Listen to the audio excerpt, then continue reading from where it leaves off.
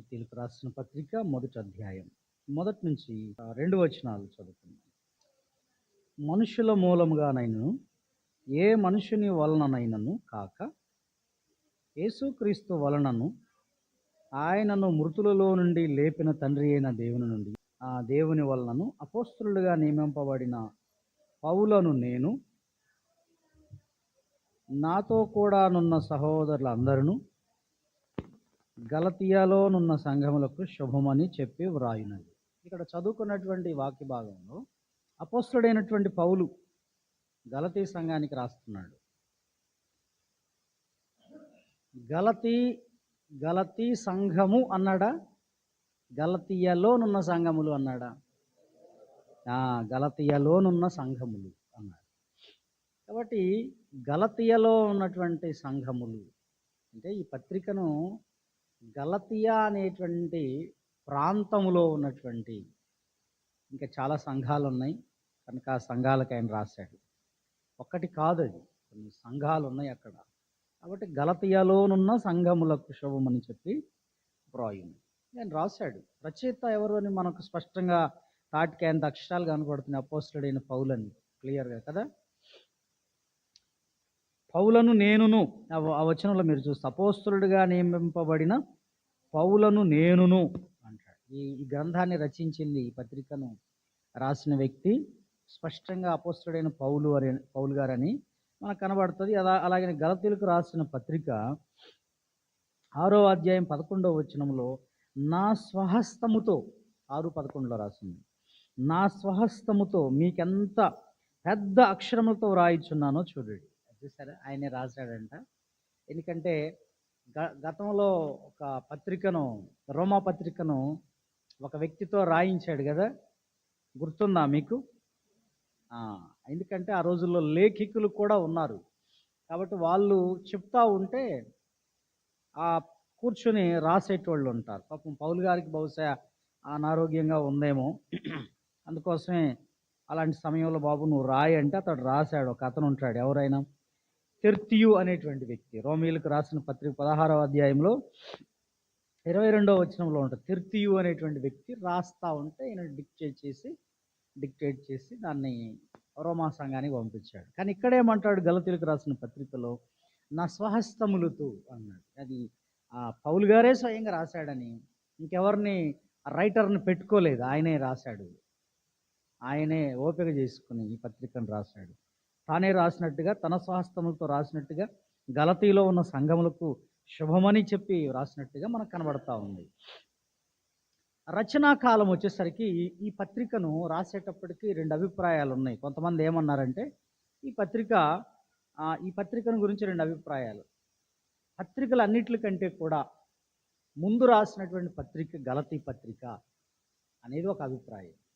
మరొకరు ఏమంటారంటే కాదు, తెస్సలోనిక సంఘానికి రాసిన తెస్సలోనిక పత్రికే ముందు పత్రిక అన్నిటికంటే కూడా. ఆయన రాసిన పత్రికలలో మొదటిది, మీకు ఆర్డర్లో పెట్టిన వాటిలో మొదటిది కాదు. మొదటిదంటే రోమపత్రిక వస్తుంది, అది కాదు. ఇక్కడ మొదటిగా రాసిన వాటిని కూర్పులో ఇవన్నీ రోమపత్రిక ముందు పెట్టాడు. కానీ రోమపత్రిక మనకు చాలా టైం తీసుకున్నది రాసేటప్పటికి. కానీ ఈ పత్రికను రాసేటప్పుడు చాలా బిఫోర్గా అన్నిటికంటే ముందు రాశాడు అనేది మనం గ్రహించాలి. ఎందుకు అనంటే ఆయన పౌలు గారు తన మొదటి స్వార్థ ప్రయాణం ఫస్ట్ మిషనరీ జర్నీ చేశాడు కదా. ఆ ఫస్ట్ మిషనరీ జర్నీ ఎప్పుడు చేశాడు? మనం అపోస్తల కార్యముల గ్రంథం చదివేటప్పుడు మన స్టడీలో, బైబిల్ స్టడీలో మనం చెప్పుకున్నాం కదా. ఏ సంవత్సరం అది? క్రీస్తు శకము 46 నుంచి 49 కాలం. అది మొదటి ప్రయాణం. 46 to 49 వరకు ఆయన చేశాడు, లేదా 50 వరకు వేసుకోండి. అది మొదటి స్వార్థ ప్రయాణం. ఆ సమయంలో మొట్టమొదటిగా ఆయన గలతీయా ప్రాంతాన్ని దర్శించాడు.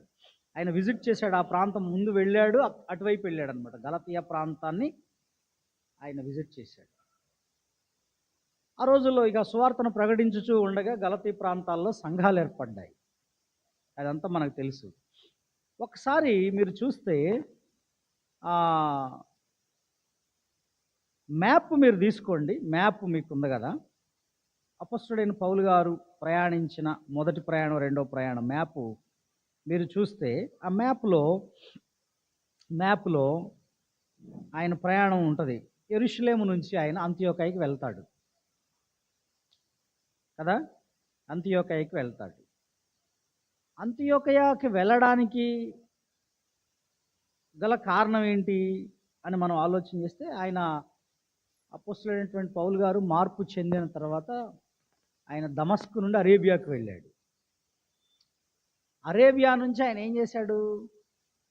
యెరూషలేంకి వచ్చాడు. అరేబియా నుంచి దమస్కుకు వచ్చాడు.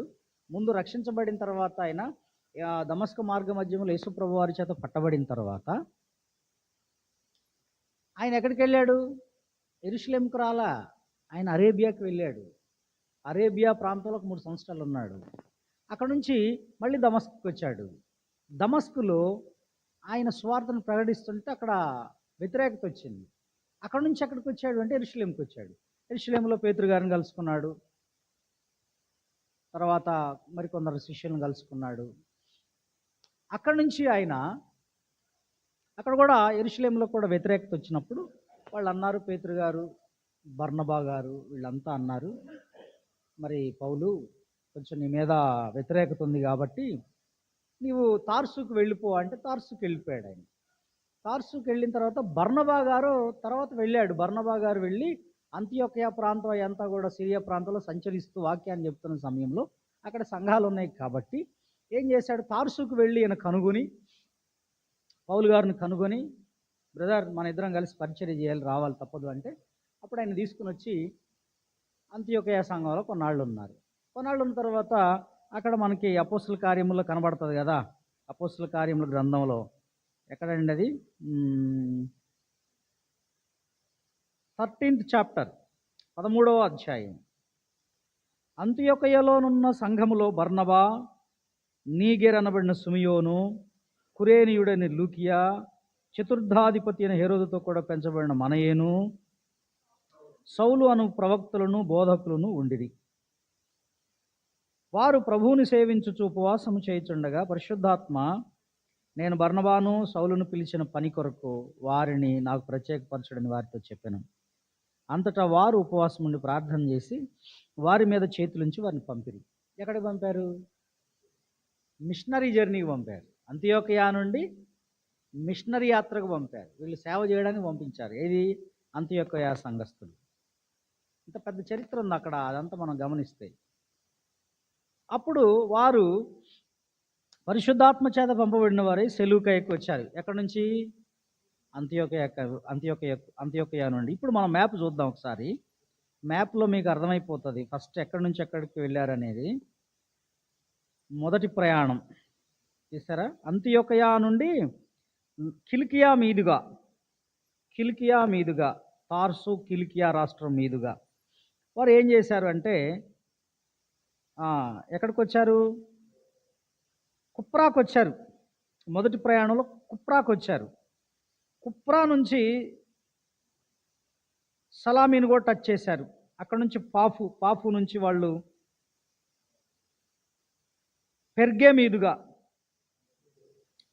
పంపులియా రాష్ట్రంలో ఉన్నటువంటి పెర్గే మీదుగా వాళ్ళు ఫ్రుగియా వెళ్ళారు. అక్కడ నుంచి పిసిడియాలో ఉన్నటువంటి అంతియోకియాకు వెళ్ళారు. అంతియోకియాలో నుండి మళ్ళీ రివర్స్ మళ్ళీ వాళ్ళు బ్యాక్ అయ్యి మళ్ళీ ఎక్కడికి వచ్చారు? వాళ్ళు లుస్త్రాకు వచ్చారు, ఈకొనియాకు వచ్చారు, దెర్బేకి వచ్చారు. ఇది కదా ఫస్ట్ జర్నీలో ఉంది, అంతేనా? అయితే ఇక్కడ మనం గమనిస్తే 13-14 అధ్యాయాల్లో అపోస్తలుడైనటువంటి పౌలు గారు తన ఫస్ట్ జర్నీలో, ఆ మొదటి ప్రయాణం క్రీస్తు 46, 49, 50 ఆ ప్రాంతంలో వారు యేసుక్రీస్తు వారి సువార్తను ప్రకటించటానికి ఇదిగో ఈ ప్రాంతాల మీదుగా వెళ్ళారు. ఏ ప్రాంతాల మీదుగా వెళ్ళారు?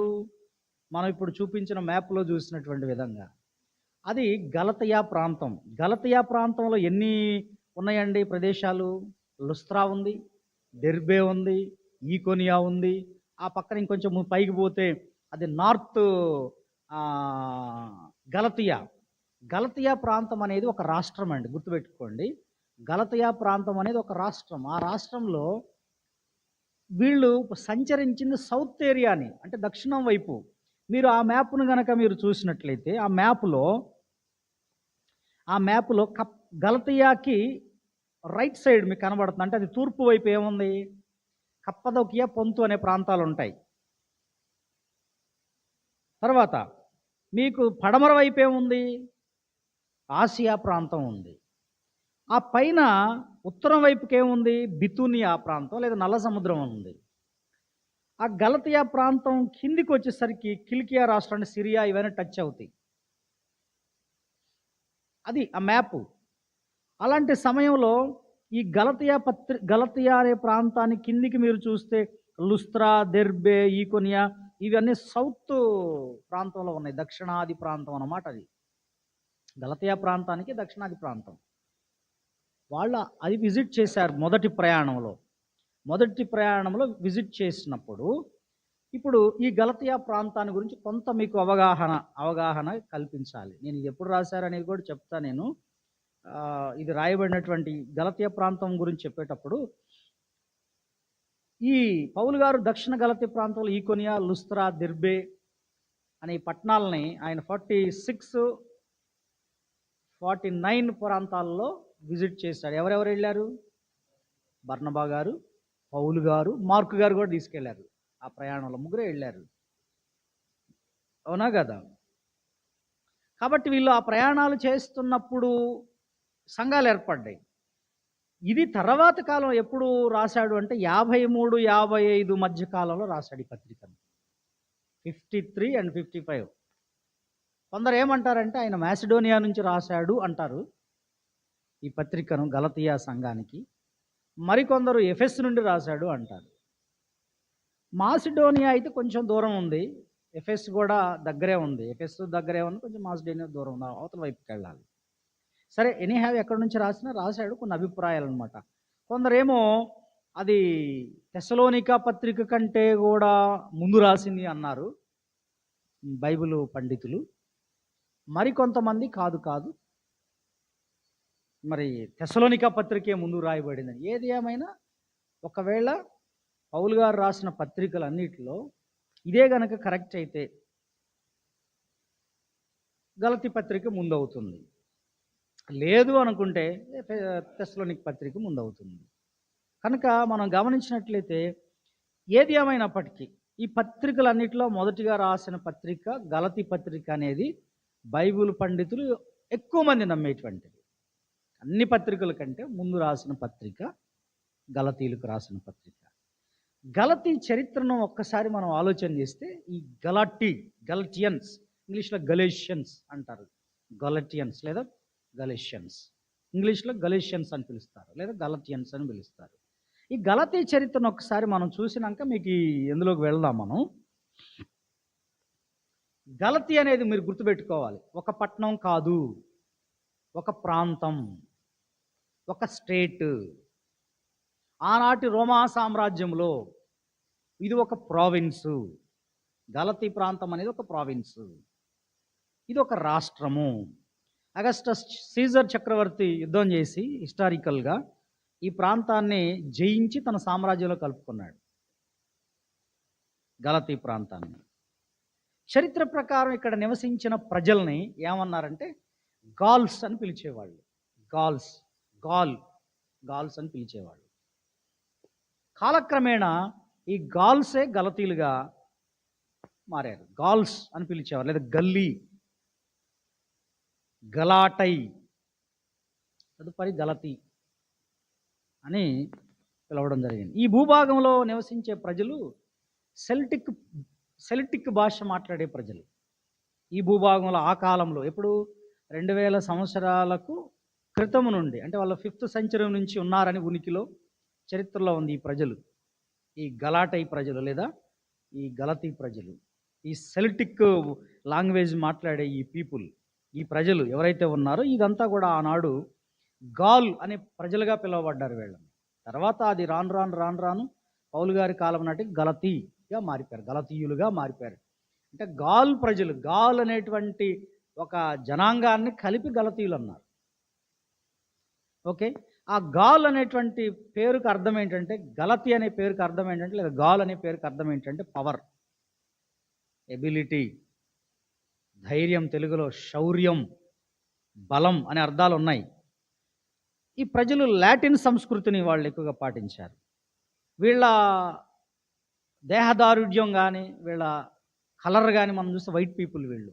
వాళ్ళ దేహము పాల తెలుపు కలిగినటువంటి దేహము, తెల్లటి వైట్ పీపుల్ అన్నమాట వాళ్ళు.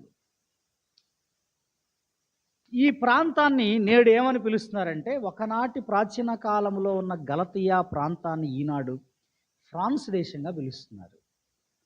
గలతీ ప్రజలని ఇప్పుడేమని పిలుస్తున్నారు? స్టిల్ వాళ్ళని ఏమని పిలుస్తున్నారు? ఏ భూభాగంలో ఒకనాటి 2000 సంవత్సరాల క్రితం, 2000 సంవత్సరాల కాలం ఉన్న ప్రజలు, గలతీయ ప్రజలను, గాల్ అని పిలువబడ్డ ప్రజల్ని ఇప్పుడు ఫ్రాన్స్ దేశంగా పిలుస్తున్నారు. ఫ్రాన్స్ దేశము, బెల్జియము, జర్మనీలో కొంత భూభాగము, కొంతమంది ప్రజలు ఉన్నారు.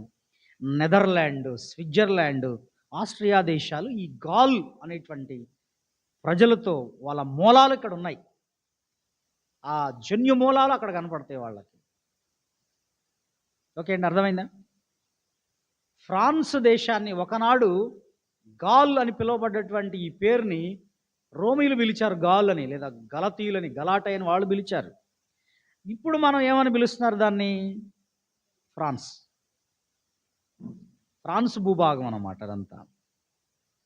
కాబట్టి ఫ్రాన్స్ భూభాగంలో జీవిస్తున్న ప్రజలు ప్రాచీనమైనటువంటి ప్రజలుగా చెప్పుకోవచ్చు. వీళ్ళ చరిత్ర ప్రాచీనంగా ఉంది. దేశం అనేది, ఫ్రాన్స్ దేశం అనేది ఒక 1000 సంవత్సరాలుగా మనం అనుకున్నట్లయితే గనక, అంతకు పూర్వమే వీళ్ళు ఉన్నారు. 2000 సంవత్సరాల నాడు ఉన్నారు. ఏది? ఈ గలేషియన్స్ అనేవాళ్ళు. మీరు బాగా గుర్తుపెట్టుకోండి. అలాంటి ప్రదేశంలోనికి ఇప్పుడు అర్థమైందా? ఓకేనా? దీని హిస్టరీ అది. గాల్ అనే ప్రాంతాన్ని గలతీలుగా, గలతీ, గలాటై అనే పదాలతో పిలువబడుతున్నటువంటి ప్రాంతం నేడు ఫ్రాన్స్గా పిలువబడుతుంది. ఇది మీరు గుర్తుపెట్టుకోవాలి.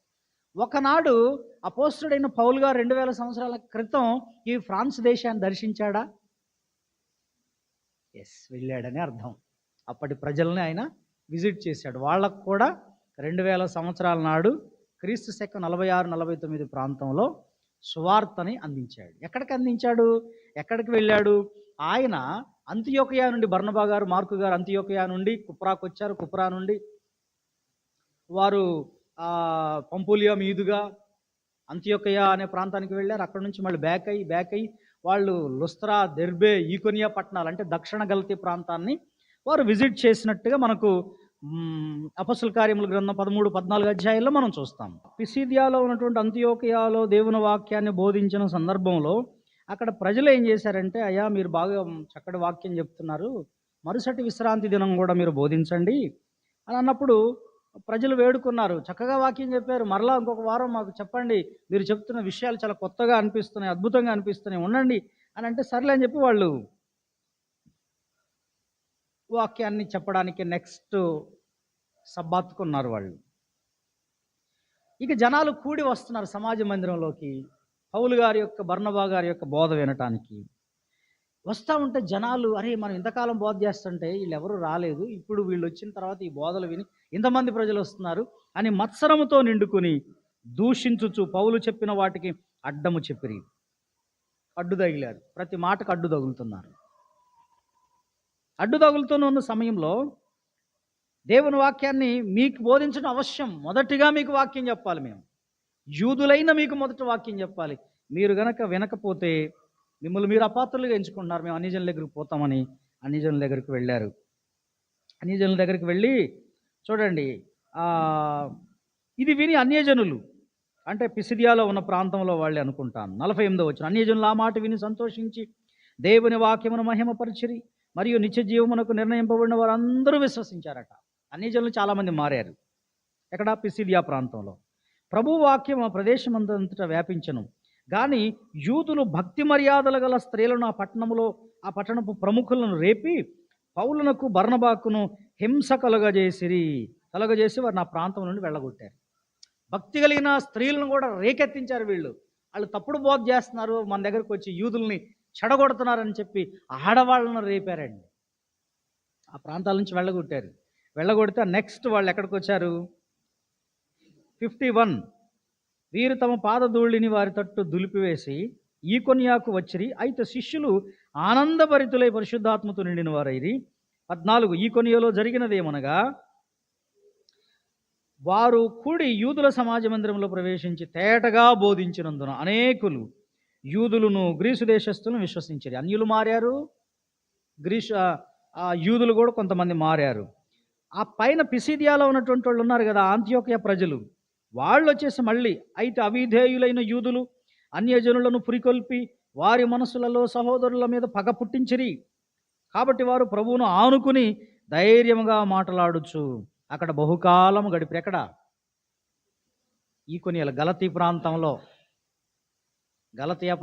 ఈకొనియా ప్రాంతానికి వచ్చారు. ఈకొనియా అనేటువంటి పట్టణానికి వచ్చారు. అక్కడ వాక్యాన్ని చెప్తున్నారు. ఓకే, అక్కడ నుంచి ఎక్కడికి వచ్చారు? లుస్త్రా, దెర్బే ప్రాంతాలకు వచ్చారు. ఈకొనియా నుంచి ఈకొనియాలో వాక్యం చెప్పారు. ఈకొనియాలో కూడా వ్యతిరేకత వచ్చింది. ఈకొనియాలో కూడా వాళ్ళు సహోదరులు పురికొల్పారు, పగ పుట్టించారు ఈ అవిధేయులైన యూదులు. కానీ వాళ్ళైతే ప్రభు వాక్యాన్ని చెప్పడం జరిగింది. కానీ ఇంకెంతో భయంకరంగా ఆయన ఇబ్బంది పెట్టారు. 5వ వచనం. మరియు అన్యజనులను యూదులను తమ అధికారులతో కలిసి వారి మీద పడి వారిని అవమానపరిచి రాళ్ళు రువి చంపవలని ఉండేది. వారి సంగతి తెలుసుకుని లొకయోనియాలోని పట్టణములకు లుస్త్రాకును దెర్బేకును చుట్టుపక్కల ఉన్న ప్రదేశమునకు పారిపోయి అక్కడ స్వార్థ ప్రకటించింది. రాళ్ళు రువి చంపాలనుకున్నారు. ఎక్కడ వాళ్ళు? ఇక్కడ వాళ్ళు, ఈకొనియాలో ఉన్నటువంటి వాళ్ళు. అంటే ఇక్కడ జరుగుతుంది ఏంటంటే, ప్రతిసారి పౌలు గారికి హింస కలగజేసిన వాళ్ళు ఎవరు? అన్యజనులు కాదు. అక్కడ ఉన్నటువంటి యూదులే వీళ్ళని రెచ్చగొట్టేవాళ్ళు. అక్కడ ఉన్నటువంటి యూదులే వాళ్ళని ఇబ్బంది పెట్టేటోళ్ళు. వాళ్ళు కొంతమంది మారితే వీళ్ళ కోపం వచ్చేది. వెంటనే అక్కడున్న అన్యులను రేపేవాళ్ళు. అక్కడ ఉన్నటువంటి యూదుల్ని రేకెత్తించి రాళ్ళేసి కొట్టి చంపడమో, రాళ్ళేసి కొట్టడమో, ఇబ్బంది పెట్టడమో ఏదో చేసేటోళ్ళు. వాళ్ళు చాలా చికాకు చేసేవాళ్ళు. అప్పుడు ఇక్కడ నుంచి లుస్త్రా ప్రాంతానికి వచ్చారు. ఇప్పుడు లుస్త్రా ప్రాంతంలో పౌలు గారు, బర్నబా గారు సంచరిస్తుంటే ఆ సెంటర్ పాయింట్ ఎక్కడో ఉంది మొత్తానికి. ఆ మార్కెట్ ప్లేస్ ఏమో అక్కడ కూర్చున్నాడు ఒక బలహీన పాదాలు కలిగిన వాడు. లుస్త్రాలో బలహీన పాదాలు కలిగిన ఒకడు ఉన్నాడు అక్కడ. వాడు పుట్టిన మొదలుకుని కుంటివాడు, నడవలేక కూర్చుండిపోయాడు. బలహీన పాదాలు కలిగిన వాడు. అతడు పౌలు మాట్లాడుట వినెను. పౌలు అతని వైపు తేరి చూచి స్వస్థత పొందుటకు అతనికి విశ్వాసం ఉండినని గ్రహించి, నీ పాదములు మోపి సరిగా నిలువమని బేగ్గరగా చెప్పినప్పుడు అతడు గంతులు వేసి నడవసాగాను. లుస్త్రాలో ఒక అద్భుతం జరిగింది. బలహీన పాదములు కలిగినటువంటి ఈ వ్యక్తిని పౌలు గారు యేసు నామములో లేచి నడువు అని చెప్పాడు. వాడు బాగుపడి గెంతులేశాడు. ఇది చూసినటువంటి ప్రజలందరూ కూడా, అరే గొప్ప అద్భుతం జరిగింది, ఆ కుంటోడు బాగుపడ్డాడు రా. వాడు ఎప్పటి నుంచి అక్కడ కూర్చుంటాడు, ఆ మార్కెట్ సెంటర్లో కూర్చుంటాడు వాడు. ఈయన ఎవరో, నిజంగా వీళ్ళెవరో ఎక్కడి నుంచి వచ్చారో కానీ మొత్తానికి మన దేవతలే ఈ మనుషుల రూపంలో వచ్చారని చెప్పేసి వాళ్ళు ఏం చేశారు తెలుసా? 11వ వచనం.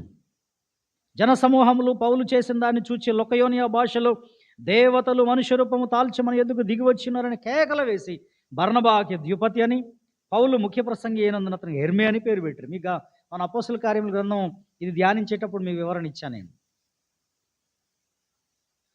ఆ విధంగా వాళ్ళు కేకలు పెట్టి పౌలు గారికి ఒక పేరు ద్యుపతి అని పేరు పెట్టడం జరిగింది. బర్నబా గారికి ద్యుపతి అని పేరు పెట్టారు. హెర్మే అని పౌలు గారికి పెట్టారు. ఇక బలు అర్పించాలి, పూదండలు తీసుకురావడం, బలు అర్పించాలని వాళ్ళిద్దరికీ, అమ్మో దేవతలు మనుషుల రూపంలో వచ్చేసారని చెప్పి ఓ పెద్ద తతంగం చేశారు వాళ్ళు. ఎంత ఆశ్చర్యం చూడండి. ఇక్కడ ఉన్నటువంటి గలతీయ ప్రాంతపు ప్రజలు ఎలాంటి వాళ్ళు అంటే చాలా ఎమోషన్ పీపుల్ అండి వాళ్ళు. ఉదయం ఏం చేశారు? హత్తుకున్నారు. ఉదయమేమో బాబు మీరు భలేవాళ్ళు అయ్యా, అక్కడి నుంచి వచ్చారు, మమ్మల్ని ఇంత బాగా చేశారని చెప్పేసి, మీరు దేవతలు మనుష్య రూపంలో వచ్చారు, మీరు దేవుళ్ళు, మీ అంత గొప్పోళ్ళు లేరు, ఈ కుంటోడు బాగుపడ్డాడని చెప్పి అన్నటువంటి వీళ్ళకు వాక్యం చెప్పాడు పౌలు గారు. నాయనా మీరు ఏం చేస్తున్నారు, మీకు అర్థమవుతుంది, మేము మనుషులు రా, మేము సామాన్యులు రా బాబు, మీరు మాకు పూజలు చేయడం ఏంటి, మాకు మీరు బొల్లు అర్పించడం ఏంటి, వద్దు అని చెప్పి వారిని ఆపడానికి ఎంతో ప్రయాసపడ్డాడు ఆయన పౌలు గారు, పౌలు బర్నబాలు. తర్వాత జరిగింది ఏంటి? ఇది ఉదయం జరిగింది. ఈవినింగ్ కల్లా మారిపోయారు వీళ్ళు. అంతియొకయ నుండి ఈకొనియా నుండి యూదులు వచ్చి 19వ వచనం, జనసమూహములు తమ పక్షంగా చేసుకుని పౌలు మీద రాళ్ళు రువ్వి అతడు చనిపోయిన అనుకుని పట్నం వెలుపలికి అతను ఈడ్చిపడేశారట. ఎంత భయంకరం, ఎంత పరిస్థితి అండి. ముందేమన్నారు? బాగుపడగానే దేవతలు దిగొచ్చారన్నారు. చాలా వాళ్ళు ఎమోషన్గా అసలు పూజించే స్థాయికి పోయారు. సాయంత్రానికి వచ్చేసరికి వాళ్ళు ఏం చెప్పారో కానీ మొత్తానికి ఈకోనియా నుంచి వచ్చినటువంటి సహోదరులు యూదులు, అలాగే అంతియోకియా నుండి వచ్చినటువంటి సహోదరులు వీళ్ళని రెచ్చగొట్టారు. వీళ్ళకి ఏదో చెప్పారు. చెప్పగానే వాళ్ళు వెంటనే చూడండి మారిపోయారు. మనుషులు ఎలాగుంటారు చూసారు. ఈ గలతీ ప్రాంత ప్రజలు ఎమోషన్ అన్నమాట. అలాగే కొంతమంది మనుషులు ఎట్లుంటారంటే ఇలా ఉంటారు. ఉదయం ఒక రీతిగా ఉంటారు, సాయంత్రం ఒక రీతిగా ఉంటారు. దారుణమైన పరిస్థితి కదా. పౌలు గారిని, బర్నాబా గారిని వీళ్ళు చచ్చిపోయారని రాళ్లతో కొడితే చచ్చిపోయారు అనుకుని ఈడ్చి పట్నం అవతల పడేశారు. అలాంటి ప్రజలు, అలాంటి ఉద్రేకపూరిత ప్రజలు. ఇది 14వ అధ్యాయ అపోస్తుల కార్యంలో మనం చూస్తాం. ఇక తర్వాత మనకి 14వ అధ్యాయం అంతా కూడా ఇక్కడ వాళ్ళు మళ్ళీ రిటర్న్ వెనక్కిపోయి ఈకొనియా అంతియోకియాకు తిరిగి వచ్చి శిష్యుల మనసులను దృఢపరిచి వీళ్ళు కట్టుకుంటూ పోయారు కదా సంఘాలని, సువార్తను ప్రకటించి సంఘాన్ని మరి ఎస్టాబ్లిష్ చేసుకుంటూ పోయారు కదా వీళ్ళు. మళ్ళీ వాళ్ళందరిని బలపరిచి మళ్ళీ తిరిగి వాళ్ళు ఎక్కడికి వచ్చేసారంటే మళ్ళీ అంత్యోకియాకి వచ్చారు. అంత్యోకియాకి వచ్చేసరికి జరిగిన సంఘటన ఇప్పుడు మీకు గలతీ పత్రికను ధ్యానిస్తున్నాం, మీరు గుర్తుపెట్టుకోండి. ఇక ఇంట్రడక్షన్ ఇది చాలా పెద్దదన్నమాట. ఇది గలతీయ ప్రాంతం గురించి చెప్తున్నా. అక్కడ సంఘాలు ఏర్పడ్డాయి మొదటి ప్రయాణంలో. ఎక్కడెక్కడ? ఈకొనియా, అంతియోకియా, లుస్త్రా, దెర్బే, ఈ పట్టణాలన్నీ కూడా ఇవి గలతీయ ప్రాంతంలో ఉన్నటువంటి ప్రదేశాలు. అక్కడ ఆ పట్టణాల్లో వాళ్ళు ఇవి సంఘాలు ఏర్పడ్డాయి. గ్రామాల్లో కూడా ఏర్పడి ఉండొచ్చు, మనకు తెలియదు. ఇంత అద్భుతాలు జరిగినాయి, ఇన్ని కష్టాలు వచ్చినాయి, శ్రమలు వచ్చినాయి, మేము వెళ్ళాము ఇంత సక్సెస్ఫుల్గా. ఈ ఫస్ట్ జర్నీ సక్సెస్ఫుల్గా ఈ విధంగా మేము అన్యజనులకు స్వార్థను ప్రకటించామని చెప్పి వాళ్ళు వచ్చేసి అంతియోకియా సంఘంలో దేవుడు చేసిన కార్యాలను చెప్పుకున్నారు. 27వ వచనంలో వారు వచ్చి సంఘమును సమకూర్చి దేవుడు తమకు తోడయుండి చేసిన కార్యములన్నీ అన్యజనులు విశ్వసించుటకు ఆయన ద్వారము తెరచిన సంగతి వివరించిరి. పిమ్మట వారు శిష్యుల యుద్ధ బహుకాలము గడిపిరి. కొంతకాలం పౌలు గారు, బర్నబా గారు ఇక్కడ అంతియోకియా సంఘంలో ఉన్నారు. అంతియోకియా సంఘంలో ఉన్నప్పుడు జరిగిన సంఘటనలు ఏంటంటే, ఇక్కడ నేపథ్యం, గలతీ పత్రిక రాయడానికి నేపథ్యం ఏంటి మీరు తెలుసుకోవాలి. అర్థమవుతుందా మీకు? ఉన్నారా ఇక్కడే? గలతీయ పత్రికను రాయడానికి గల కారణం ఏంటి అసలు? గలతీ పత్రిక వెనుక ఉన్న బ్యాక్గ్రౌండ్ ఇదంతా ఇప్పుడు చెప్పుకుంటూ వచ్చేది నేను. ఇప్పుడు 15th చాప్టర్కి వచ్చేసరికి అంతియోకియా సంఘంలోకి కొందరు యూదులు వచ్చారు. ఎక్కడి నుంచి? మెయిన్ బ్రాంచ్ నుండి వచ్చారు, యెరూషలేము నుండి వచ్చారు వీళ్ళు. యూదులు వచ్చి మీరు మోషే నియమించిన ఆచారం చొప్పున సున్నతి పొందితేనే కానీ రక్షణ పొందలేరని సహోదరులకు బోధ చేస్తున్నారు. పౌలు గారు, బర్నబా గారు ప్రయాణం చేసి ఫస్ట్ జర్నీ చేసి వాళ్ళు వచ్చి అంతియోకియాలో ఉన్నారు. ఈలోగా యెరూషలేము నుంచి కొందరు సహోదరులు వచ్చారు. కొందరు సహోదరులు వచ్చి ఏం బోధ చేస్తున్నారు? బాబు మీకు యేసుప్రభుని నమ్ముకుంటే సరిపోదు, దానికంటే ముందు మీరు చేయాల్సిన పని ఏంటి తెలుసా? మోషే ధర్మశాస్త్రం ప్రకారంగా సున్నతి పొందండి, రక్షించబడతారు, అప్పుడే ఇది ఫుల్ఫిల్ అయింది, లేకపోతే యేసుక్రీస్తు నమ్మటం మీకు కష్టం అనేది ఒక బోధ చేయడం మొదలుపెట్టారు వాళ్ళు. దీని విషయము ఆ సహోదరులతో పౌలు గారు, బర్నబా గారు వాదించారు. ఏం బోధ చేస్తున్నారయ్యా మీరు? పిచ్చి బోధలు చేస్తారు, తప్పు బోధ. ఇదిగో ధర్మశాస్త్రం అయిపోయింది, కానీ ఇప్పుడు మనం క్రీస్తు కృపచేతనే మనం రక్షించబడాలి. సున్నతి కాదు, యేసు ప్రభు నందు విశ్వాసం ఉంచడం ద్వారా మనకు రక్షణ వస్తుంది అని వాళ్ళకి మధ్య, ఈ యెరూషలేము నుంచి వచ్చిన సహోదరులకు పౌలు బర్నబాలకు మధ్య తర్కం జరిగింది.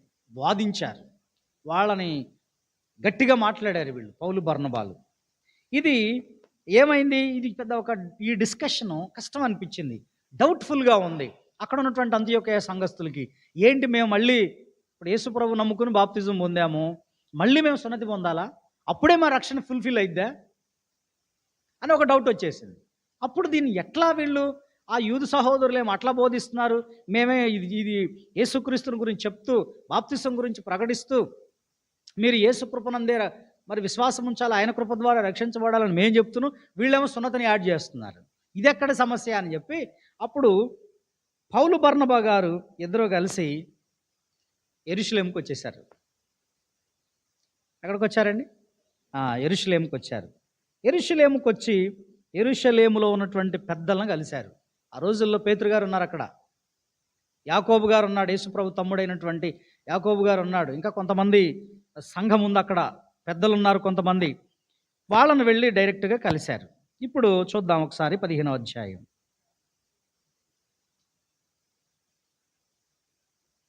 15వ అధ్యాయము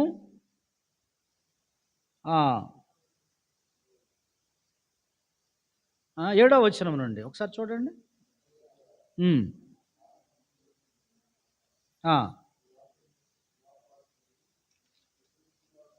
వీళ్ళు వచ్చారు, కలిశారు. యెరూషలేములో ఉన్నటువంటి పెద్దలైన అపోస్తలుల దగ్గరికి వచ్చారు. పేతురు గారిని, యాకోబు గారిని, ఇంకా అక్కడ ఉన్నటువంటి కొంతమందిని కలిసి వాళ్ళకి దేవుడు తోడై ఉండి చేసినటువంటి కార్యాలన్నీ చెప్పినాక వాళ్ళు కూడా సంతోషపడ్డారు. అపోస్తలు కూడా సంతోషపడ్డారు. అవునా, దేవుడు ఎంత గొప్ప కార్యాలు చేశాడా, మీరు ఈ ప్రాంతాలకు వెళ్ళి ఈ ఫస్ట్ మిషనరీ జర్నీలో మరి ఇంతగా మీరు స్వార్థను ప్రకటించారు, వెరీ గుడ్ అని చెప్పి వాళ్ళు కూడా సంతోషపడ్డారు.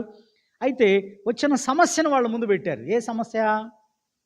అయ్యా పేతురు గారు, యాకోబు గారు, సంఘస్థులారా, ఇదిగో మన దగ్గర నుంచి కొంతమంది సహోదరులు అంతియోక్యలో బోధ చేస్తున్నారు. ఏమని బోధ చేస్తున్నారు వాళ్ళు అక్కడికి వచ్చి అంటే, ఖచ్చితంగా సున్నతి పొందాలని చెప్పి చెప్తున్నారు. ఇది కరెక్ట్ కాదు కదా అని చెప్పి మాట్లాడుతూ పౌలు గారు చెప్తున్నటువంటి మాట ఒకసారి చూద్దాం. 10వ వచనం. గనుక మన పితరులైనను మనమైనను మోయలేని కాడిని శిష్యుల మెడ మీద పెట్టి మీరెందుకు దేవుని శోధించుచున్నారు? ప్రభువైన యేసు కృప చేత మనము రక్షణ పొందుదుమని నమ్ముచున్నాము కదా, అలాగే వారును రక్షణ పొందుదురు అనేను. ఎవరు ఇదంతా మాట్లాడింది? పేతురు గారు. పేతురు గారు తీసుకున్నారు. ఇక ఆ సభలో ఒక కౌన్సిల్ ఏర్పాటు చేశారు, ఒక పెద్ద సభ, మొట్టమొదటి సభ. ఒక సభను ఏర్పాటు చేసి ఆ సభలో దీన్ని డిస్కస్ చేస్తున్నారు. ఈ డిస్కషన్లో దీని గురించి చర్చ వచ్చింది. ఏది? సున్నతి గురించినటువంటిది. సున్నతి, సబ్బాతు, అలాగనే ఇక మిగిలిన అందులో ఉన్నటువంటి ధర్మశాస్త్ర ఆచారాల గురించి ఒక డిస్కషను. ఆ డిస్కషన్లో ఇప్పుడు మనం యేసుప్రభు నమ్మాం కదా, బాప్తిజం తీసుకుంటున్నాం కదా, మళ్ళీ మనం ఇది చేయాలా అనే దాని మీద ఆ కౌన్సిల్లో, జెరూసలేం కౌన్సిల్లో, యెరూషలేములో జరిగిన ఈ మహాసభలో మాట్లాడినప్పుడు పేతురు గారు తీసుకున్న మాటలు, మనం కానీ మన పితరులు కానీ మోయలేని కాడిని మళ్ళీ మీరు వాళ్ళ మీద ఎందుకు మోపుతున్నారు? అది కరెక్ట్ కాదు కదా. ప్రభు అయిన యేసుకృప చేత మనం రక్షణ పొందుదామని నమ్ముతున్నాం కదా, అలాగే వారిని కూడా, అన్యజనులు కూడా అంతే రక్షణ పొందుతారు. మళ్ళీ వాళ్ళని మీరు సున్నతి పొందమని ప్రేరేపించొద్దు, సున్నతి పొందమని మీరు బోధించొద్దు, ఇది తప్పు అని ఖండించడం జరిగింది. అలాగే యాకోబు గారు కూడా ఈ చర్చలో ఏమీ వీళ్ళు అన్యజనులకు ఇచ్చినటువంటి ఆజ్ఞలేంటి వీళ్ళకి? మనం మోయలేకపోయాం, మన పితరులు మోయలేకపోయారు, ఆ తర్వాత మనం మోయలేనటువంటి ఒక కాడిని ఇప్పుడు దాకా మోసాము. సింపుల్గా ప్రభువైన యేసుక్రీస్తునందు విశ్వాసం ఉంచడం ద్వారా మనం రక్షించబడుతున్నాం. అదే వాళ్ళకు కూడా చెబుదాం, వాళ్ళ మీద ఏ బరువులు మోపొద్దు. అయితే ఏం చేద్దామని వాళ్ళు ఆలోచించినప్పుడు యాకోబు గారు ఒక సలహా చెప్పాడు. సహోదరులారా, 19వ వచనం. కాబట్టి అన్యజనులలో నుండి దేవుని వైపు తిరుగుచున్న వారిని మనము కష్టపెట్టక, అన్యజనులలో నుంచి, ఎందుకంటే ఆ రోజుల్లో కొందరు కన్వర్ట్స్ ఉన్నారు కదా. ఎట్లా ఉన్నారు కన్వర్ట్స్ పీపుల్? ఎలాగున్నారు? అన్యజనులలో నుండి కన్వర్ట్స్ అయిన వాళ్ళు. మీకు ఇది బాగా అర్థం కావాలి, ఈ పాయింట్ మీకు. గలతీ పత్రిక మీకు అర్థం కావాలంటే ఈ నేపథ్యం అర్థం కావాలి, లేకపోతే మీకు అర్థం కాదు. మీరు బైబిల్ అది చదివిన ఉపయోగం ఉండదు, మీకు గ్రహించలేరు ఇది ఎందుకు ఏంటి అనేది. ఆ రోజుల్లో యూదుల్లో నుంచి రక్షించబడ్డ వారిని జూయిష్ కన్వర్ట్స్ అన్నారు. అన్యజనులలో నుంచి రక్షించబడ్డ క్రైస్తవుల్ని ఏమన్నారు? జెంటైల్ కన్వర్ట్స్గా, జెంటైల్ క్రిస్టియన్స్గా మనం చెప్పుకోవచ్చు, రెండు వర్గాల వాళ్ళు. అయితే ఏమంటున్నాడు ఇక్కడ? యూదులైనా, రక్షించబడ్డ తర్వాత యూదులైనా, యేసుప్రభు నమ్మితే వాళ్ళైనా వీళ్ళైనా, అన్యజనులైనా, ముఖ్యంగా అన్యజనుల గురించి చెప్తూ, అన్యజనులలో నుండి దేవుని వైపు తిరుగుచున్న వారిని మనం కష్టపెట్టొద్దు. ఏం చేయాలంటే సింపుల్గా వాళ్ళకి కొన్ని ఆజ్ఞలు ఇద్దాం. విగ్రహాలకు అర్పించినవి తినకుండా, గొంతు బిసికి చంపిన దాన్ని తినకుండా, జారత్వము అపవిత్రత జోలికి పోకుండా ఉంటే చాలు. ఇవి తప్ప మీ మీద ఏ రకమైన బరువులు మోపటం మంచిది కాదు అని వాళ్ళు ఈ జెరూసలేం కౌన్సిల్లో నిర్ధారణ చేశారు. నిర్ధారణ చేయడమే కాకుండా ఒక ఉత్తరాన్ని రాశారు. సాక్షాత్తు పెద్ద మనిషి అయినటువంటి పెద్ద అయినటువంటి అపోస్తల్ పేతురు గారు అక్కడ ఉన్నాడు. పేతురు గారు ఉన్నాడు అక్కడ. పేతురు గారు, యాకోబు గారు, పెద్దలు, అక్కడ ఉన్నటువంటి ఆ సంఘం అంతా కూడా ఆలోచించి దీన్ని అందరూ ఖరారు చేసి ఒక పత్రికను రాసి ఏమి రాశారు ఆ పత్రికను? ఇప్పుడు చూద్దాం 22. అప్పుడు సహోదరులలో ముఖ్యులైన బర్సబ్బాను, మారుపేరుగల యోదాను, శీలను తమలో ఏర్పరచుకుని పౌలుతో బర్నబాతోను అంతియోకయు పంపుటకు యుక్తమని అపోస్తలుకును పెద్దలకును సంఘమంతటికి తోచను. వీరు వ్రాసి ఒక లెటర్ రాశారు, ఒక పత్రికను రాశారు. వ్రాసి వారి చేత పంపినదేమనగా, అపోస్తలులను పెద్దలైన సహోదరులను అంతియోకయలోను, సిరియాలోను, కిలికియాలోను నివసించుచు అన్యజనులుగా ఉండిన సహోదరులకు శుభం. ఇందులోనూ ఒక పత్రిక ఉంది. ఇది ఎవరు రాసిన పత్రిక? ఇది ఎవరు రాసిన పత్రిక? అపోస్తలులు రాసిన పత్రిక. పేతురు గారు, యాకోబు గారు వీళ్ళు కలిసి ఒక తీర్మాన పత్రిక. ఇది అందరూ కలిసి ఒక విషయం గురించి తీర్మానం చేసిన పత్రిక. ఆ పత్రికను రాసి మళ్ళీ ఇద్దరు మనుషులు నమ్మకస్తులను ఏర్పరచుకుని మళ్ళీ పౌలు బర్నబా పోయి చెప్తే కాదు, పేతురు గారు అక్కడ ఉన్న సంఘస్థులు పంపించిన వ్యక్తులు మళ్ళీ కావాలి. మళ్ళీ వీళ్ళిద్దరు చెప్పారనుకో, మీరిద్దరు ఎదురు కుదిరించుకుని వచ్చి చెప్తున్నారని అంటారు. కాదు, అట్లా కాదు. ఇది పేతురు గారు, యాకోబు గారు, అక్కడ ఉన్నటువంటి పెద్దలు కలిసి చెప్పిన దాన్ని మేము తీసుకొచ్చామని చెప్పడం కోసం ఇద్దరిని పంపించారు. ఎవరు? శీలా గారు, యోధా అనబడిన బర్సబ్బాను మారు పెరుగల యోధాను, వీళ్ళిద్దరిని ఆ పత్రిక నుంచి పంపించారు. అందులో ఏముందట రాశారు క్లియర్గా. కొందరు మా యొద్ద నుండి వెళ్ళి, ఇదిగో యెరూషలేము నుండి సహోదరులు కొందరు మా యొద్ద నుండి వెళ్ళి తమ బోధ చేత మిమ్మును కలవరపరిచి మీ మనసులను చెరుపుచున్నారని వింటిమి. వారికి మేము అధికారం ఇచ్చడంలే. వచ్చి మీ దగ్గర సున్నతి గురించి బోధ చేస్తున్నారు, చూశారు. వాళ్ళకి మేము అధికారం ఇవ్వాలి, వాళ్ళ బొమ్మని కూడా మేము చెప్పాలి. వాళ్ళు మీ దగ్గరకు వచ్చారు, మిమ్మల్ని కలవరపరుస్తున్నారు. వారికి మేము అధికారం ఇచ్చి ఉండలేదు. గనుక మనుషులను ఏర్పరచి మన ప్రభువైన యేసుక్రీస్తు పేరు కొరకు తమ్మును తాము అప్పగించుకున్న బర్నబా, పౌలను మన ప్రియులతో కూడా మీ యొద్దకు పంపుట యుక్తమని మాకందరికీ ఏకాభిప్రాయం కలిగను.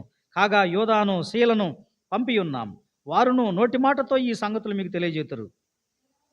విగ్రహములకు అర్పించిన వాటిని, రక్తమును, గొంతు పిసికి చంపిన దానిని, జారత్వమును విసర్జింపవలెను.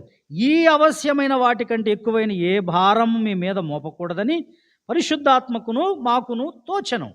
వీటికి దూరముగా ఉండుటకు జాగ్రత్త పడితిరా, అది మీకు మేలు, మీకు క్షేమం కలుగునగాక. ఇది పత్రిక. Praise the Lord. వెళ్ళి ఏం చేశారు వీళ్ళంతా? యెరూషలేము నుంచి కొందరు వెళ్ళారు.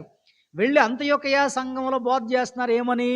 బాబు, మీరు యేసు ప్రభువుని నమ్మితే సరిపోదురా, మీరు ధర్మశాస్త్రం ప్రకారంగా సున్నతి కూడా పొందితేనే మీ రక్షణ ఫుల్ఫిల్ అయ్యిద్ది అనే తప్పుడు బోధ, ఒక బోధను వాళ్ళు చేసేసరికి అది పౌలు గారు, బర్నబా గారు ఆ విషయం గురించి జెరూసలేం కౌన్సిల్లో చర్చించారు. చర్చించిన తర్వాత వాళ్ళు ఏం చేద్దాం అన్యజనులకి అన్నప్పుడు, విగ్రహములకు అర్పించిన మీరు తినొద్దు, రక్తమును తినొద్దు, గొంతు పిసికిన దాన్ని తినొద్దు, జారత్వంగా దూరంగా ఉండండి. వీటికి మీరు దూరంగా ఉంటే చాలు, మీరు రక్షించబడి బాప్తిజం తీసుకున్న తర్వాత ఇంక వీటికి దూరంగా ఉంటే చాలు. ఇక మీ మీద ఎటువంటి బరువులు మోపం మేము. యూదులకైతే 33 రకాల ఆజ్ఞలు ఉన్నాయి. వాళ్ళు 300 రకాల ఆజ్ఞలు ఉన్నాయి, 10 ఆజ్ఞలు ఉన్నాయి, 600 రకాల ఆజ్ఞలు ఉన్నాయి వాళ్ళకి. మరి వీళ్ళకి అన్యజనుల నుంచి వచ్చిన వాళ్ళకి వీళ్ళు ఆల్రెడీ ఇదంతా వాళ్ళకి తెలియదు. కాబట్టి ఈ భారభరితమైనటువంటి సున్నతి వ్యవహారం కానీ, సబ్బాతు వ్యవహారం కానీ, రకరకాల ఇంకా ధర్మశాస్త్రం జోలికి పోతే వాళ్ళు బోళ్ళంత చేయాలి. ఇక అలాంటప్పుడు యేసుక్రీస్తు నమ్మడం వేస్ట్ కదా, మళ్ళీ పోయి వాళ్ళు దాంట్లో నుండి అయిపోతుంది కదా. కాబట్టి ఒక పత్రికను రాశారు. ఈ పత్రికను వాళ్ళు అంతియోకయలో ఉన్నటువంటి సిరియాలోని అంతియోకయ, మళ్ళీ గుర్తుపెట్టుకోండి, పిసిదియాలో ఉన్నటువంటి అంతియోకయ కాదు, సిరియాలో ఉన్నటువంటి అంతియోకయకు వెళ్ళి అక్కడ ఈ పత్రికనిచ్చి, ఈ పత్రిక యోధా, శీల ఇద్దరు ఇచ్చి చదివి ఇంకా అక్కడ ఉన్నటువంటి శిష్యుల్ని ధైర్యపరిచారు, ఆదరించారు, అనేక విషయాల వరకు బోధించారు. వావ్ కదా, ఎంత అద్భుతం. దీంతో చర్చ ఏమైపోయింది? దీంతో అంతియోకయలో ఉన్నటువంటి సంఘస్థులకు క్లారిటీ వచ్చింది. ఇది వాళ్ళు కాదు, ఇంకెవరు వచ్చినా చెప్పినా మేము వినాం. ఆల్రెడీ హెడ్ ఆఫీస్ నుంచి మాకు లెటర్ వచ్చింది మాకు, కాబట్టి ఇంకెవరు చెప్పినా మేము వినాం. అంత్యోకే సంఘస్థులు స్ట్రాంగ్ అయిపోయారు ఇక వీటితో, ఓకే రైట్ అని. ఇక తర్వాత సెకండ్ జర్నీ స్టార్ట్ చేశారు పౌలు గారు, మళ్ళీ షేలా గారు. ఈసారి బర్నబా గారు, మార్కు గారు వేరైపోయారు వీళ్ళిద్దరు. వాళ్ళిద్దరికి మార్కు గురించే పెద్ద ఇష్యూ వచ్చింది కదా, వాగ్వాదాలు జరిగినాయి కదా, దాన్ని బట్టి మార్కుని తీసుకోవడానికి ఇష్టపడలేదు పౌలు గారు. పౌలు గారు షేలా గారిని వెంటబెట్టుకుని వాళ్ళు మళ్ళీ సెకండ్ జర్నీ స్టార్ట్ చేశారు. మనకి 16వ అధ్యాయం నుంచి ఇది మనకు కనబడుతుంది. ఈ సెకండ్ జర్నీలో ఇక మళ్ళీ వారు లుస్త్రా ప్రాంతానికి రావడం ఇవన్నీ జరుగుతుంది కదండి. లుస్త్రా ప్రాంతానికి వచ్చారు, మళ్ళీ దెర్బేకి వెళ్ళారు, మళ్ళీ ఇదంతా త్రోయాకి, ఇక అటువైపుకి వెళ్ళారు పైకి. ఇది సెకండ్ జర్నీకి సంబంధించి. ఇక్కడ మనం ఏమిటి అని మనం ఆలోచన చేస్తే, గలతీయ సంఘానికి ఎందుకు ఉత్తరం రాశాడు అంటే ఇదే సమస్య. ఏది? సున్నతి సమస్య. ఇక్కడ పౌలు గారు ఎవరితో అయితే డిస్కస్ చేసి వీళ్ళు వాదించాడో వీళ్ళు యెరూషలేం కౌన్సిల్లో పాల్గొనడానికి వచ్చేలోపు వాళ్ళు అడిపోయారు. కొందరు అంతియోకయ నుంచి అక్కడ బోధ చేశారు. మళ్ళీ పౌలు గారు ఎక్కడెక్కడైతే సంచరించాడో, ఎక్కడ సంచరించాడు ఫస్ట్ జర్నీలో? గలతీయ ప్రాంతానికి వెళ్ళాడు కదా, ఆ ప్రాంతంలోకి పోయి ఇక బోధ చేయడం మొదలుపెట్టారు. మీరు కేవలం యేసు ప్రభువుని నమ్ముకుని బాప్తిజం పొందితే సరిపోదు, మీ రక్షణ ఫుల్ఫిల్ కాదు, మీరు కంపల్సరీగా సున్నతి పొందితేనని మళ్ళీ అక్కడ మొదలుపెట్టారు వీళ్ళు. పౌలు గారు మొదటి జర్నీలో ఏం చేశారు? స్వార్థను ప్రకటించి వాళ్ళకి యేసుక్రీస్తును వారు రక్షకుడుగా అంగీకరించి వాళ్ళందరూ సంఘాలుగా మారిపోయారు వాళ్ళంతా. ఇది వచ్చేసరికి వాళ్ళు డిస్టర్బెన్స్ అయిపోయారు. గలతీయ ప్రాంతంలో ఉన్న సంఘాలన్నీ డిస్టర్బెన్స్ అయిపోయినాయి. పౌలు గారు, షేలా గారు ఇప్పుడు సెకండ్ జర్నీ మళ్ళీ స్టార్ట్ చేసే టయానికి వీళ్ళందరూ ఏమైపోయారు? మళ్ళీ సున్నతి గోల మొదలైంది వీళ్ళకి. అర్థమవుతుందా? ఉన్నారా ఇక్కడ మీరు? గలతీయ పత్రిక రాయడం వెనక నేపథ్యం ఇదంతా కూడా. కానీ పౌలు గారు రాస్తూ గలతీయ సంఘాన్ని గురించి రాస్తూ అప్పటికే వీళ్ళు ఇటు వచ్చేసరికి వీళ్ళు ఇటుపోయి మళ్ళీ సెకండ్ జర్నీ స్టార్ట్ చేసే టయానికి మళ్ళీ వీళ్ళు అక్కడ ఈ స్వార్థను మొదలుపెట్టారు. ఏ స్వార్థ అది గలతీ పత్రిక మొదటి అధ్యాయం. మీరు చూస్తే గలతీ పత్రిక మొదటి అధ్యాయం. ఇప్పుడు అర్థమైంది ఎంత పెద్ద స్టోరీ చెప్పాల్సి వచ్చిందో మీకు? ఎక్కడి నుంచి ఎక్కడి దాకా చెప్పాల్సి వచ్చిందో అర్థమైందా? ఒక ½ అన్ అవర్ పైబడి ఇదే సరిపోయింది. అంటే ఇంత చెప్తే కానీ గలతీ పత్రిక రాయడానికి నేపథ్యం మీకు అర్థం కాదు. ఎందుకు రాయాల్సి వచ్చింది అని అంటే ఇది కారణం. అసలు ముందు మీకు తెలియాలి గలతీలు ఎవరు, గలతీ ప్రాంతంలో ఏ సంఘాలు ఉన్నాయి, గలతీ ప్రాంతం ఒకటే గలతీ ప్రాంతము, గలతీ పట్టణమా అది తెలియాలి కదా. అందుకే ఇంత చెప్పాల్సి వచ్చింది మీకు. ఇది కథ కాదు, వాస్తవికత. ఇదంతా చరిత్ర, ఇది వాక్యం ఇక్కడ చెప్తున్న విషయాలు. ఏమంటున్నాడు? ఈ లోపు వాళ్ళు ఎలాగైపోయారో చూద్దాం. 6వ వచనం, 1వ అధ్యాయం 6వ వచనం. క్రీస్తు కృపను బట్టి మిమ్మును పిలిచిన వానిని విడిచి భిన్నమైన సువార్త తట్టుకు మీరింత త్వరగా తిరిగిపోవడు చూడగా నాకు ఆశ్చర్యం అవుతుంది. ఒరే గలతీయులారా, ఏంట్రా మీరు ఇట్లా అయిపోయారు? నేను మీకు సువార్త చెప్పి వచ్చాను, మళ్ళీ నేను వచ్చేలోపు ఇదేంట్రా మీరు భిన్నమైన స్వార్థ తట్టుకు తిరిగిపోయారు, అసలు నాకు ఆశ్చర్యం ఉందిరా, అసలు ఏంట్రా బాబు మీరు ఇలా అని పౌలు గారు గలతీ పత్రికను రాయడం మొదలుపెట్టాడు. వీళ్ళందరూ ఎలాంటి వాళ్ళు అంటే అండి, మీకు ముందే చెప్పాను కదా, ఎమోషన్ పీపుల్. వాళ్ళు చాలా ఎమోషన్గా ఉండేటువంటి ప్రజలు గలతీయులు, చాలా మంచివాళ్ళు కూడా. వీళ్ళు పౌలు గారిని ఎలా హత్తుకున్నారో కూడా మనకి ఈ పత్రికలో మనకు కనబడదండి. పౌలు గారు వీళ్ళని మార్చడం కోసం నేను కూడా మీ వంటి వాడనైతిని అంటాడు. గలతీ పత్రిక 4వ అధ్యాయం 12లో మీరు చూస్తే 4వ అధ్యాయం 12, సహోదరులారా నేను మీ వంటి వాడనైతిని కనుక మీరును నా వంటి వారు కావాలని మిమ్మల్ని వేడుకొంచున్నాను. మీరు నాకు అన్యాయం చేయలేదు. మొదటిసారి శరీర దౌర్బల్యం కలిగినను నేను సువార్త మీకు ప్రకటించుతునని మీరు ఎరుగుదురు. అప్పుడు నా శరీరంలో మీకు శోధనగా ఉండిన దాన్ని బట్టి నన్ను మీరు తృణీకరింపలేదు, నిరాకరింపనూ లేదు. కానీ దేవుని దూతవలెను క్రీస్తు యేసువలెను నన్ను అంగీకరించితిరి. మీరు చెప్పుకున్న ధన్యత ఏమైంది? శక్యమైతే మీ కన్నులు ఓడబీకి నాకు ఇచ్చివేసిందురని మీ పక్షంగా సాక్ష్యం పలుకుతున్నాను. వాళ్ళ మంచితనాన్ని గురించి చెప్తున్నాడండి పౌలు గారి. ఆయన మొదటిసారి వెళ్ళినప్పుడట వాళ్ళు ఎలా రిసీవ్ చేసుకున్నారంటే, సాక్షాత్ యేసు ప్రభువే మా దగ్గరికి వచ్చాడా అన్నట్లుగా రిసీవ్ చేసుకున్నారంట. అమ్మో దేవుడే, ఆ భగవంతుడే మా దగ్గరికి మనిషి రూపంలో ఒక దేవదూతలాగా పంపించాడు. ఎందుకంటే మరి చూసాం కదా అక్కడ లుస్త్రాలో ఏం చేశారు? హెర్మే అని పేరు పెట్టారు ఆయనకి. ఇదిగో మనుషులు దేవత రూపం దాల్చి వచ్చారని చెప్పుకున్నారు కదా. అలాంటిది ఒక దేవదూతలాగా మా దగ్గరికి వచ్చాడని వాళ్ళు నమ్మారు. వాళ్ళు దేవుడే ఒక దూతను పంపించాడు మా దగ్గరికి అని నమ్మారు. యేసు ప్రభుని గురించి చెప్పేసరికి సాక్షాత్ యేసు ప్రభువే పౌలు గారి రూపంలో భూమి మీద నడిచాడా అనేది వాళ్ళకి అంతగా వాళ్ళు నమ్మారట. నేను మీలాంటి వాడిని అయిపోయా, నేను మీ అంత తగ్గించుకున్నా, నేను మీకులాగా మీకు ఎలా స్వార్థను ప్రకటిస్తే బాగుంటుందో నేను అలా మరి ఇదైపోయానని చెప్తున్నాడు. అసలు మీరు నన్ను ఎంతగా ప్రేమించారంటే ఆయన చెప్తున్నాడు, వాళ్ళు అంతగా ప్రేమించారు. ఎట్లా ప్రేమించారు? అవసరమైతే వాళ్ళ కళ్ళు బీకి ఇచ్చే అంతగా, కళ్ళను దానం చేసే అంతగా, శరీరంలో ఆయనకున్నటువంటి బలహీనతలో కూడా వాళ్ళు సహకారం అందించారంట. అలాంటి మంచిగా ఉన్నటువంటి వీళ్ళండి సడన్గా మారిపోయారు. మీరు చూడండి, సంఘస్థులు, విశ్వాసులు, మేము వాక్యాన్ని బోధించి, దేవుని వాక్యాన్ని బోధించి బాప్తిస్మం ఇచ్చి కొన్ని సంవత్సరాలు మేలు పొందిన తర్వాత, ఆరోగ్యాలు వచ్చిన తర్వాత, రోగాలు పోయిన తర్వాత, సమస్యల వలయం నుండి బయటకు వచ్చిన తర్వాత, అనేక కార్యాలు వాళ్ళ జీవితాలను జరిగిన తర్వాత సడన్గా ఎవడో వచ్చి బాధ చేయగానే టక్కున జంపు అకారణంగా చాలా. ఇదిగో వీళ్ళందరూ చంచల మనస్కులు అండి. ఇట్లాంటి వాళ్ళు చంచల మనస్కులు, నిలకడలేని వాళ్ళు. గలతీ సంఘంలో ఏమి లేదు. గలతీ సంఘస్థులు అలాంటి వాళ్ళు మంచి వాళ్ళే, కానీ ఎలా ఉన్నారు వాళ్ళు?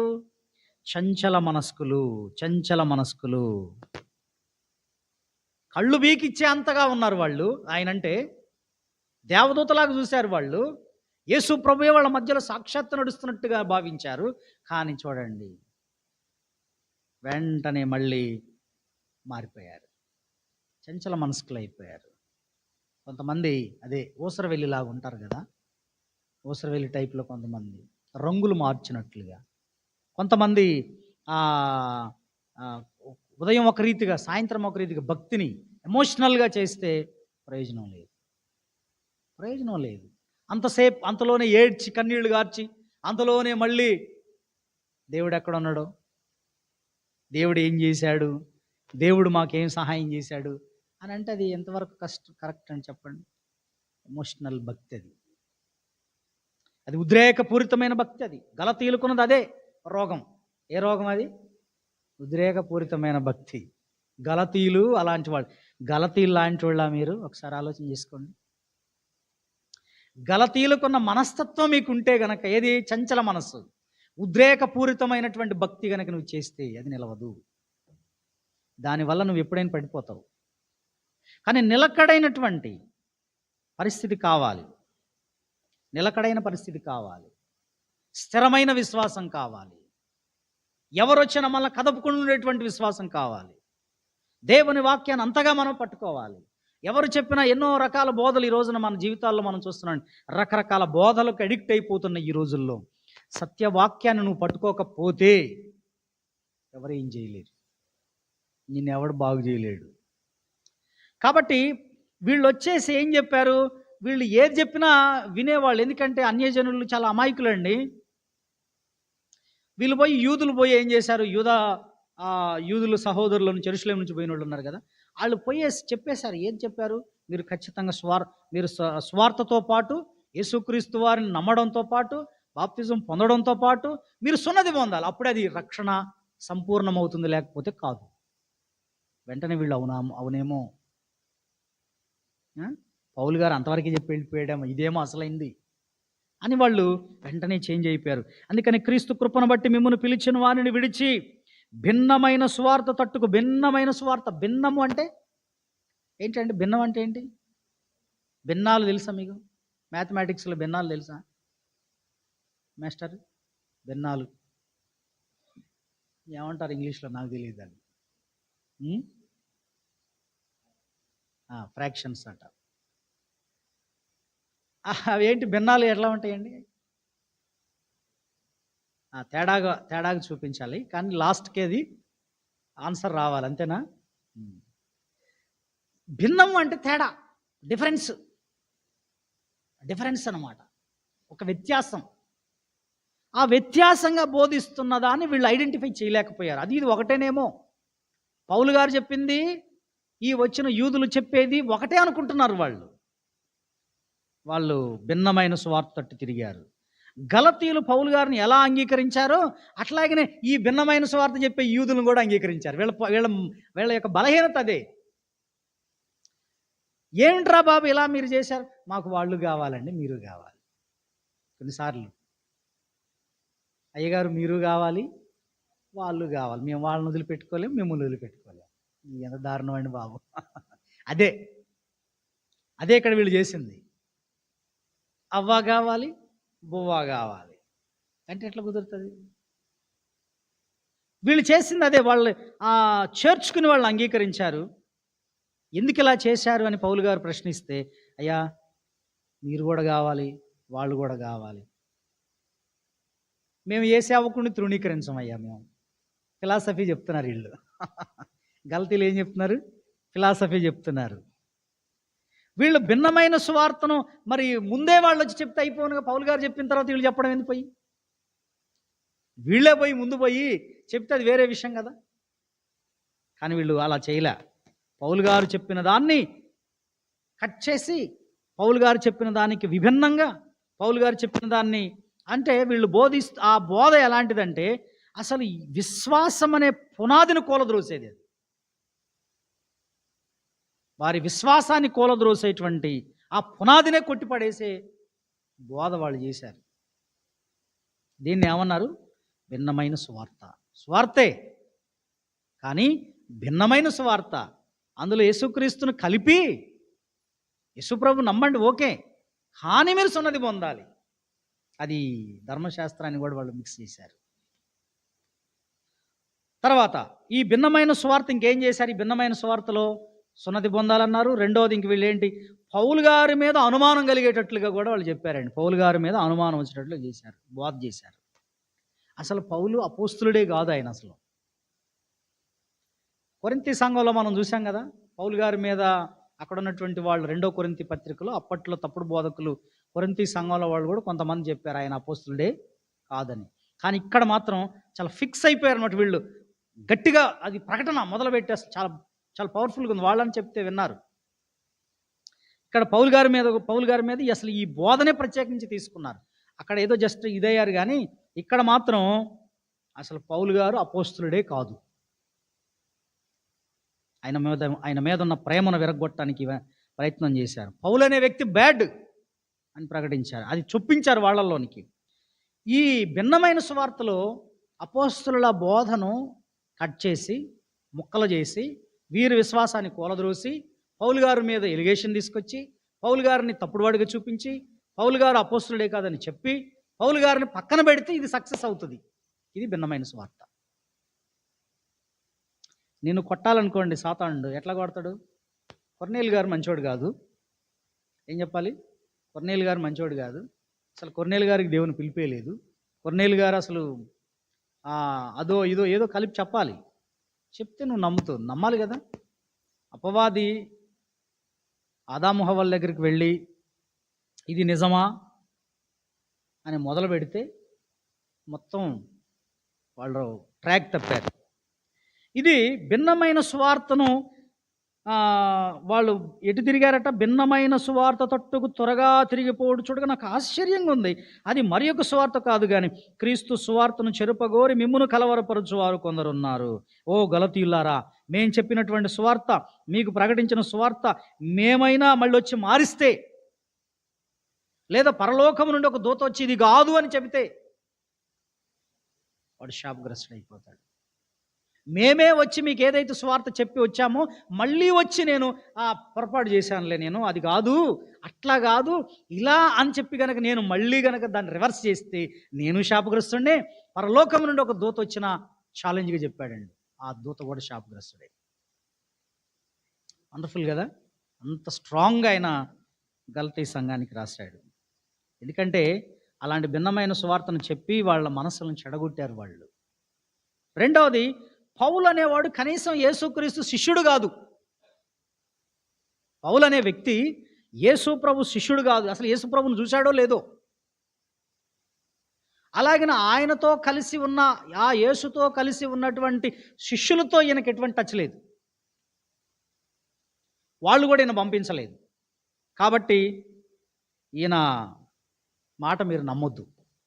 ఆయన ఏదో వచ్చి ధర్మశాస్త్రం వద్దు, సున్నతి వద్దు అంటే మీరు ఎట్లా నమ్ముతారయ్యా? మీరు ఎలా వింటారు మీరు అని వాళ్ళు పౌలు గారి మీద గలతీయులకి లేనిపోని అన్ని చెప్పడం జరిగింది. ఈయనెవరు యేసు నమ్మితే చాలని చెప్పడానికి? ఈయనేమైనా యేసు ప్రభు శిష్యులతో కలిసి తిరిగాడా? యేసు ప్రభుతో కలిసి ఏమైనా ఉన్నాడా అని ఇట్లాంటివన్నీ మాట్లాడటం వల్ల, పోనీ ఆ 12 మంది శిష్యులు పంపితే వచ్చాడా? ఇట్లాంటి మాటలన్నీ చెప్పారు. పౌలు గారి బోధకు వ్యతిరేకంగా డిస్టర్బ్ చేశారు. గలతీ ప్రాంతంలో ఉన్న సంఘాలని డిస్టర్బ్ చేశారు. భిన్నమైన సువార్త చెప్పి ఆయన మీదనే, పౌలు గారి మీద ఆయన చేసిన బోధకు వ్యతిరేకంగా మొత్తం గందరగోళం చేసి వారి విశ్వాసాన్ని పాడు చేసి భ్రష్టులుగా మార్చాలనుకున్నారు వీళ్ళు. వారిని హెచ్చరిస్తూ గలతీయ సంఘాలను గద్దిస్తూ రాసిన పత్రికయే ఈ గలతీ పత్రిక. ఏమండి, ఈ గలతీ పత్రిక ఏంటంటే ఇది. ఈ రోజున ప్రభునందు ప్రియమైన దేవుని బిడ్డలారా, మన సంఘాల్లో కూడా భిన్నమైన సువార్త అనేది ఏదైతే వస్తుందో, నేను ఏదైతే బోధిస్తున్నానో, కొన్నిసార్లు మనోళ్ళు కూడా, నేను ఒక డేట్ మన బైబిల్ స్టడీలో మనం చెప్తా ఉంటాం. నేను కొరింథీ పత్రిక ఏ సంవత్సరం రాశారు అన్నదానికి నేను ఒక క్వశ్చన్ అడిగితే, వీళ్ళు కొంతమంది వాళ్ళ సొంత అభిప్రాయాలు రాశారు. మరి ఎక్కడ చూశారో నాకు తెలియదు. నేను ఏదైతే ఇచ్చానో మీరు గూగుల్లో సెర్చ్ చేసి లేకపోతే ఇంకో దానిలో చూసి మీరు రాస్తే అది కరెక్ట్ కాదు. మీరు ఎక్కడో విని కాదు, నేనేం చెప్పిందో క్లాస్లో నన్ను మీరు ఫాలో అవ్వండి బస్, అంతే. మీరు నన్ను ఫాలో అవ్వండి. అంటే వాటిల్లో 1 సంవత్సరం 2 సంవత్సరాలు తేడా ఉంటాయి, జస్ట్ సుమారుగా అప్రాక్సిమేట్లీ, అంతేగాని ఎగ్జాక్ట్గా కాదు. ఎవరు చెప్పినా అదే చెప్తారు. ఏది? ఇయర్లు, సంవత్సరాలు. నేను మీకు క్లాస్ చెప్తున్నప్పుడు, మీకు స్టడీలో మనం నేర్చుకుంటున్నప్పుడు, నేను ఇందాక చెప్పాను 46, 49 వరకు అని చెప్పాను. ఏది? First journey. కొంతమంది దానికి వేరే ఇంకేదో జోడించి రాశారు. అంటే కొన్ని పుస్తకాలు ఉన్నాయి కాబట్టి, కొన్ని బుక్స్ ఉన్నాయి, కొన్ని బైబిల్లో కూడా ఇటు పక్క ఏ సంవత్సరంలో రాయబడిందని కూడా ఉంటున్నాయి. ఇప్పుడు వస్తున్న వాటిల్లో మన దగ్గర కొన్ని బుక్స్ అందుబాటులో ఉన్నాయి కాబట్టి వాటిని చూసి మీరు అనొచ్చు. కానీ నేనే అంటుంది ఏంటంటే, నేను ఏది ఇస్తున్నానో అది చెయ్యండి మీరు, అంతేనా? నేనేమి ఇస్తున్నానో అది మీరు చెయ్యండి, అంతే తప్ప మీరు వాటిని కూడా ఇందులో కలగాపులగం చేశారనుకోండి, ప్రాబ్లం అయింది కదా. నేను ఏదైతే క్లాసులో మీకు చెప్పానో, మనం ఈ స్టడీలో ఏం నేర్చుకుంటున్నామో, నేను ఏ ఇయర్లు చెప్పానో, ఎగ్జాక్ట్గా నేను ఏం చెప్తున్నానో ఆ నోట్స్ను మీరు ఫాలో అవ్వండి. అంతేగాని మీరు బయట మళ్ళీ ఇది తీసుకుని మీరు బయట నుంచి వాటిలో నుంచి సెర్చ్ చేసి, దీనిలో నుంచి సెర్చ్ చేసి, కొన్నిసార్లు మనోళ్ళు రాస్తున్నారు, ఈ పేరుకి అర్థం ఏంటంటే నేను ఒకటి చెప్తే ఆ పేర్లు వీళ్ళ అర్థాలు వేరే దాంట్లో తీసుకుంటున్నారు. అది అట్లా చేయకండి. నేనేం చెప్తున్నానో, ఒకవేళ నువ్వు రాకపోతే ఓకే, తెలుసుకో, పక్కన ఉన్నోళ్ళ దగ్గర తీసుకుని అది రాసుకోండి, లేదంటే మీరు ఫోన్లో అది తీసుకుని ఇంటికి పోయి రాసుకోండి. కానీ మీరు మళ్ళీ సొంతంగా పెత్తనాలు చేసి ఇది చేస్తే అక్కడ డిస్టర్బ్ అయిపోద్ది. ఇయర్లు తేడా వస్తే నేను చెప్పేదానికి ఇంకొక దానికి మళ్ళీ తేడా వస్తుంది. యాక్చువల్గా అవి ఏంటంటే, ఎవరు చెప్పినా 1-2 సంవత్సరాలు అటు ఇటు అప్రాక్సిమేట్లీ చెప్తారు. వాళ్ళు ఎంత బైబిల్ పండితులైన, ఎందుకంటే ఖచ్చితమైన తేదీలు మనకు బైబిల్లో లేవు. ఖచ్చితమైన అప్రాక్సిమేట్ ఈ ఇయర్లో 1 సంవత్సరం అటు ఇటుగా ఈ పత్రిక రాయబడింది అని చెప్తారు. ఖచ్చితంగా ఇదే అని ఎవరు చెప్పడానికి లేదు. జస్ట్ 1 year 2 years తేడా ఉంటాయి. కాబట్టి మీరు నేను ఒకటి చెప్పి ఇంకొక చోట తీసుకుని మీరు అట్లాంటివి చేయకండి. అది కలగాపులగం అయిపోద్ది. భిన్నమైన స్వార్థ, ఇదే భిన్నమైన స్వార్థలాగా మారిపోద్ది. దేవుడి మాటలు దీవించుగాక. ఆమేన్. ప్రార్థన చేసుకుందాం.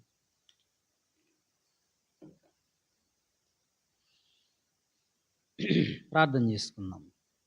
అందరు తల్ల వంచండి. నేను చిన్న ప్రార్థన చేస్తాను, ఆ తదుపరి ఒకళ్ళిద్దరు చేయండి. ప్రేమగల తండ్రి, వందనాలు, స్తుతులు నాయన. ఇదిగోనైనా ఈరోజు గలతీ పత్రికను మేము ధ్యానించాం. అపోస్తలుడైన పౌలు గారు తన మొదటి ప్రయాణంలో, తన స్వార్థ ప్రయాణంలో గలతీయ ప్రాంతం అంతా తిరిగి కొన్ని సంఘాలను ఆయన స్థాపించి ఆయన మళ్ళీ వచ్చినప్పుడు ఒక బోధ అక్కడికి వెళ్ళింది, ఆ ప్రజల మధ్యలోకి. అక్కడున్న సంఘాల్లోనికి ఒక బోధ వెళ్ళింది. మీరు యేసుక్రీస్తును నమ్మి బాప్తిసం పొందటం ఒక్కటే సరిపోదు, మీ రక్షణకు సున్నతి కూడా అవసరం అనే ఒక తప్పుడు బోధ ఆనాడు గలతీయ ప్రాంతంలోనికి వెళ్ళినప్పుడు, గలతీయ సంఘాల్లోనికి వెళ్ళినప్పుడు వాళ్ళంతా కూడా డిస్టర్బెన్స్ అయ్యారు, చంచల మనస్కులై మళ్ళీ అటు తిరిగారు, భిన్నమైన సువార్త అటు తిరిగారు. కనుక పౌలు గారు నాయన దాన్ని బట్టి రాసిన ఈ పత్రికని ఈరోజు మేము ధ్యానించాం. వారు అక్కడున్న ప్రజలు స్థిరత్వం లేని వాళ్ళుగా భిన్నమైన స్వార్థట్టు, మోసపూరితమైన స్వార్థట్టుకు వెళ్ళారు.